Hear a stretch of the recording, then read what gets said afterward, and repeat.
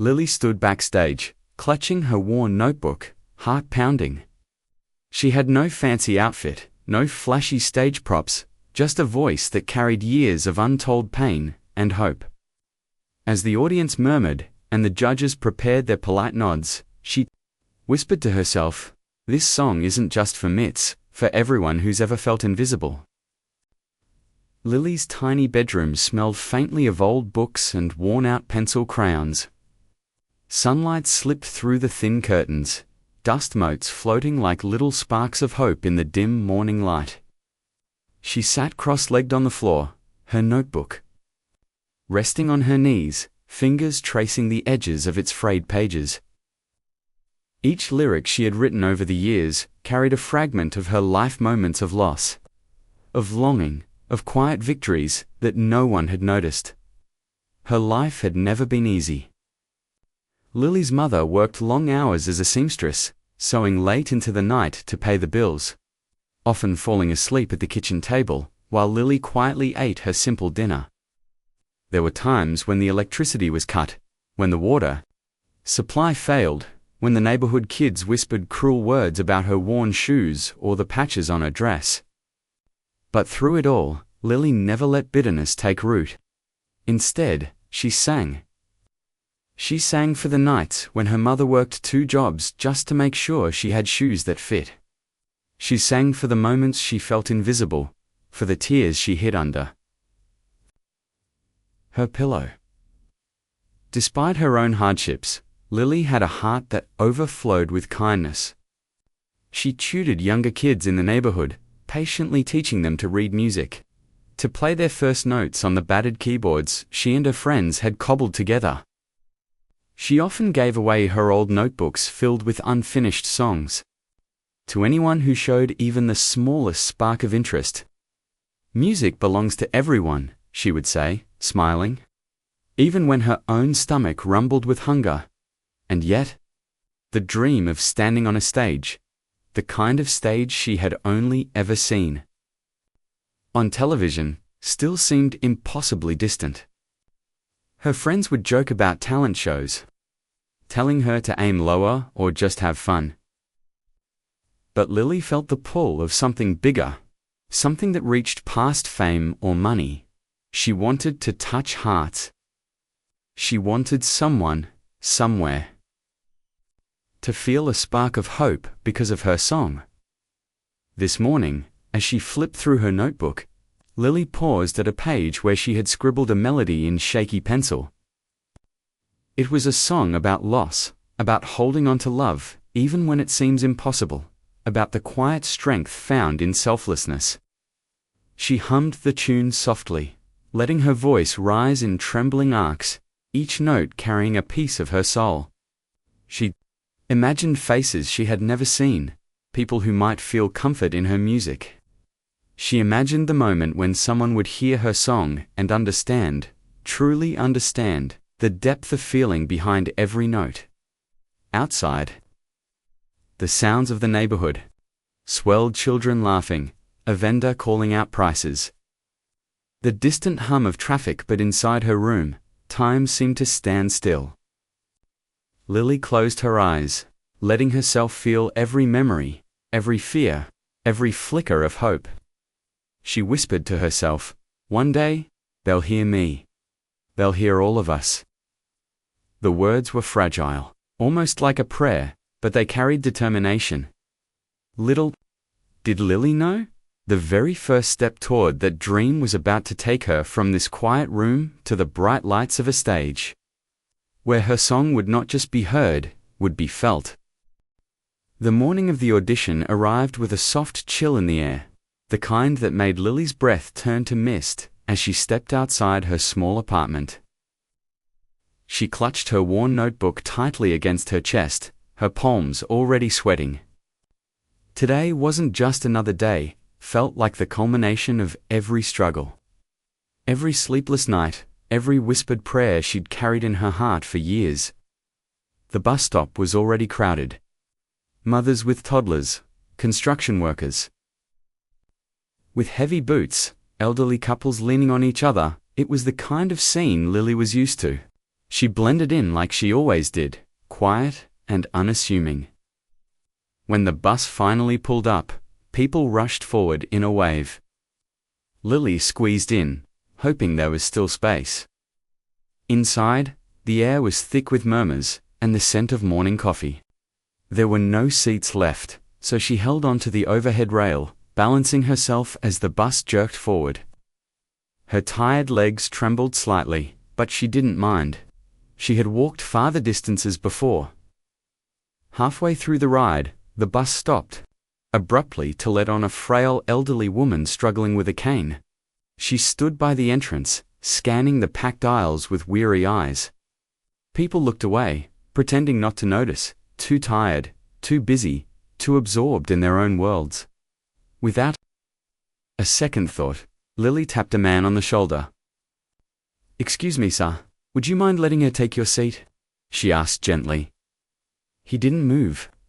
He just shrugged and stared out the window. Lily took a breath, then stepped forward with a soft smile. "Ma'am, please take my spot." She placed a hand on the woman's arm, helping her settle onto the seat. "You're an angel," the woman whispered, her voice trembling with gratitude. "Don't you need to sit? You look exhausted." Lily shook her head. "I'm okay. I'm just grateful to be here." The bus rolled on, and Lily stood for the rest of the ride, her legs aching, her shoulders heavy, her body begging for rest. But inside her notebook every lyric was a promise she had made to herself. Kindness first, always. When the bus reached her stop, Lily stepped off and realized with horror that she was running late. The audition time was dangerously close, and the venue was still nearly 2 miles away. Her heart hammered. She started to run. Cars whooshed past as she sprinted down the sidewalk. Her breath sharp, her notebook pressed tight against her ribs. Her shoes slapped the pavement, worn soles barely gripping the ground. She passed cafes, bookstores, people rushing to work, none of them knowing how much this moment meant to her. By the time she reached the venue, her lungs burned, her hair clung to her forehead, and her clothes were damp with sweat. She stumbled into the registration area, only to see a staff member shaking their head. "Sorry, auditions for this block just closed." Lily felt the world blur. Before she could speak, a voice called out from behind the counter. "Wait, Lily." A volunteer stepped forward, eyes lighting up with recognition. "You're the girl who sang at the community shelter last year. You stayed late to help us clean up." The volunteers smiled warmly. "You're not missing this. Come with me." And just like that, kindness came full circle. Lily was rushed backstage, breathless, trembling, but finally there. Her chance had arrived. Lily stood just a few feet from the stage entrance, but it felt like miles. The deep thrum of the crowd, the metallic scent of stage equipment, and the bright lights bleeding through the curtains created a world she had only dreamed about. Her fingers curled tightly around her worn notebook, the same one filled with tear-stained pages, scribbled lyrics, and forgotten hopes. A stagehand tapped her shoulder. "You're up next," he whispered with an encouraging smile. Her heart stopped. This wasn't a rehearsal. This wasn't one of the nights spent singing alone in her room. This was real. The curtain parted. The stage opened before her like a blinding ocean of light. She stepped forward slowly, her feet trembling inside her shoes. The audience was massive, an ocean of faces, cameras, and shadows. She had never seen so many eyes on her at once. She felt small. But her dream was bigger. The judges sat behind a sleek desk, their silhouettes familiar, yet intimidating. Their expressions were professional, unreadable. Simon's gaze, sharp and observant, flicked up as she approached the microphone. He folded his hands, posture stiff, clearly expecting something ordinary. Lily's throat tightened, her voice the one thing she always leaned on, suddenly felt fragile. "What's your name?" one of the judges asked kindly. "Lily," she said, her voice barely above a whisper. "Why are you here today?" She swallowed. The question wasn't simple enough for someone like her. "Okay. I want to share something that helped me survive," she said softly. "A song about the people we pass every day, and how one act of kindness can change everything." There was a small murmur from the audience. Simon raised an eyebrow, mocking, but curious. "All right, Lily," he said calmly. "Whenever you're ready." The music began soft, gentle. Piano chords that echoed across the auditorium. Lily took a breath. Her hands shook. Her knees threatened to buckle. But then she thought of the elderly woman on the bus. The volunteer who rushed her inside. The homeless teen she had helped years ago. Her mother working late shifts so she could dream. And suddenly, her voice found its strength. She opened her mouth and let the first note rise. It was soft, trembling whisper wrapped in melody.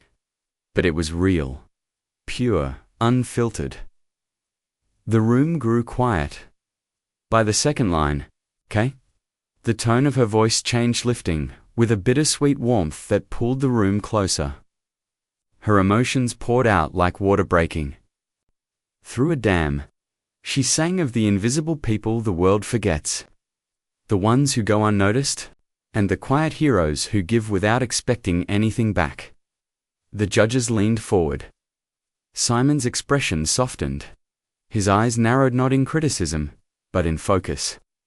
He wasn't just listening. He was feeling. Audience members stilled, breath held, as if afraid to break the spell her voice cast across the room. Lily's fear slowly melted away. Her voice grew stronger, rising with each verse, trembling with memories, swelling with gratitude. She wasn't performing, she was sharing pieces of her heart with a room full of strangers. By the time she reached the final bridge, the auditorium was silent enough to hear the soft echo of her breath. This was it, her moment, her truth, her soul, EONHIDDN. And the world was finally listening. The auditorium felt suspended in time. As Lily moved into the heart of her song, every note seemed to vibrate through the walls, through the air, through the hearts of every person in the room. What started as a trembling whisper had transformed into something powerful, something raw, honest, and achingly human. Her voice cracked gently on a high note, not from weakness, but from truth. And it was that crack, fragile yet brave, that made the audience lean forward, breathless. Lily closed her eyes for a moment, letting the music lift her, letting memories rise like waves. She saw the nights she sang quietly beside her mother, while she worked late at the kitchen table, the afternoons she spent teaching neighborhood kids for free, their laughter echoing like a melody. The cold evening she found a homeless teen sitting alone, shaking, hungry, hopeless. How she had sat with him, shared her food, wrapped him in her own coat, and told him the world still had room for him. These memories weren't just hers. They were stitched into every lyric she sang. On stage, Lily opened her eyes and added a line that wasn't in the original song, one that lifted the entire room. To the ones who feel unseen, I see you, I always have. The audience gasped. Softly, the line hit them like a warm embrace in the middle of winter. A camera zoomed in on Simon's face. He blinked hard, jaw set, trying to hide the tremble in his expression. His eyes glistened. He shifted in his seat, swallowing emotion he wasn't prepared to feel. For a moment, he wasn't the critic known for his tough exterior. He was a man moved to his core by a voice that held the kind of truth you don't hear often. And then the unexpected happened.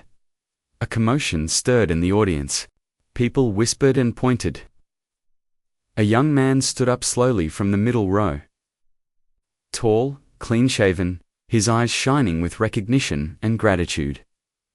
Lily's eyes widened. It was him, the homeless teen from years ago. The boy she had shared her food and coat with during one cold, desperate night. He wasn't broken anymore. He looked healthy, hopeful. His clothes were clean, his shoulders squared, his presence strong. He had made it. Somehow, against all odds, he had rebuilt his life. "Lily," he called out, voice shaking. "You saved me." The words hit her like a soft lightning bolt, unexpected, powerful, overwhelming.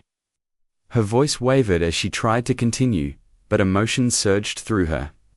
She steadied herself, then poured that feeling into the final chorus, singing with a strength that seemed to rise from every person she had ever helped.